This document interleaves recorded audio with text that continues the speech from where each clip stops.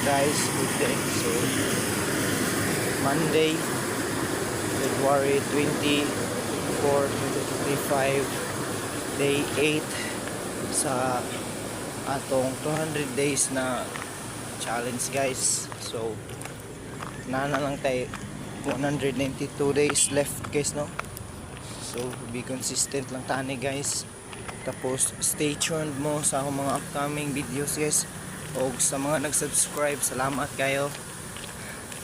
O kamo sa wa pa nag-subscribe, subscribe na mo o click the notification bell para updated mo sa mga upcoming videos na ako guys, no?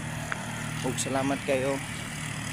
So stay tuned guys until day 200 para makita na tong resulta tanan o unsa na resulta sa akong pagbago. O salamat kayo guys, no? O padulong na ko sa trabaho. Bye bye na.